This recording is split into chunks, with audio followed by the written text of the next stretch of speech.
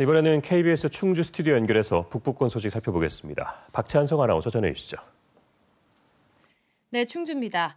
제천시가 부실 회계에 이은 혈세 투입으로 논란이 된 제천국제음악영화제에 대한 고강도 쇄신안을 발표했습니다.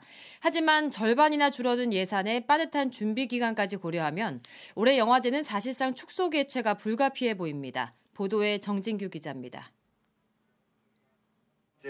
지난해 8월 개최된 제18회 제천국제음악영화제. 당시 영화제 사무국은 책정된 예산 39억 7천만 원에서 5억 원 이상을 초과 지출했습니다. 때문에 무대 설치비와 외빈 숙박비는 물론 직원 월급조차 줄 수 없었습니다. 이에 제천시가 초과 지출분을 세금으로 우선 변제하면서 시민단체를 중심으로 영화제 폐지론까지 제기됐습니다. 제천시에서 조금 더 관심을 가져주고 관리 감독을 좀 하였더라면 오늘과 같은 이런 상황은 생기지 않았을 거라고 생각합니다. 제천시가 영화제 전면 개편안을 발표했습니다. 예산 집행 과정을 수시로 점검하고 행사 종료 2달 안에 정산서 제출을 의무화하겠다고 밝혔습니다. 또 용역을 통해 영화제 문제점을 개선하기로 했습니다. 지속 가능한 축제로의 전환을 위한 미래 전략을 도출할 계획입니다. 하지만 올해 영화제의 축소 운영은 피할 수 없을 전망입니다. 부실 회계 여파로 영화제 예산은 물론 사무국 직원까지 절반으로 줄었습니다. 특히 올해는 영화제 전반을 책임질 위원장 없이 추진위원회가 공동 주관할 계획인데 아직 위원회 구성조차 하지 못했습니다. 당장 행사가 치러질 올 여름까지 5달도 채 남지 않아 사실상 반쪽짜리 행사로 개최될 가능성이 높습니다. 이미 제천국제음악영화제는 지난해 국비지원 영화제 가운데 관심도 최하위를 기록한 상황. 고강도 운영 쇄신을 예고한 제천국제음악영화제가 올해 제대로 된 성적표를 받아들 수 있을지 주목됩니다. KBS 뉴스 정진규입니다.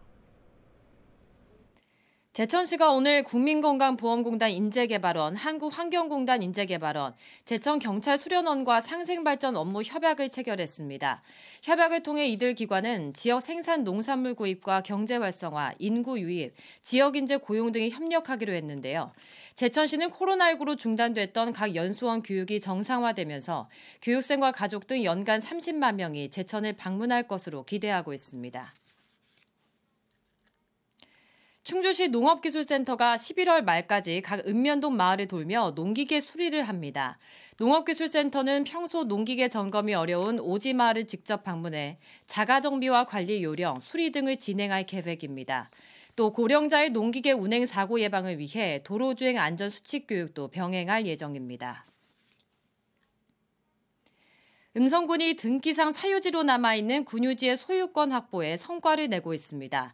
음성군은 2021년부터 지난달까지 소유자, 상속인 등과 협의한 결과 1997년 이전 보상이 완료된 토지 465필지 가운데 185필지 3만 7천여 제곱미터의 소유권을 군으로 이전 등기했다고 밝혔습니다. 또 앞으로도 당사자 협의나 소송 등을 통해 공공용지 소유권 확보에 나설 계획입니다. 단양군이 시멘트 업체에 반입되는 폐기물에 1kg당 10원씩 세금을 물리는 자원순환세 도입에 속도를 내고 있습니다. 단양군은 제천, 강원도 4개 시군과 공동으로 1억 원의 예산을 들여 타당성 용역을 7월까지 완료하고 이후 국회 토론회와 관련법 개정 작업에 나설 계획입니다. 또 자원순환세가 도입되면 시멘트 업체 폐기물 반입량이 늘어 환경오염이 우려된다는 주장에 대해서도 정부의 규제 강화 등을 요청하고 있다며 주민 설득에 나섰습니다. 지금까지 충주에서 전해드렸습니다.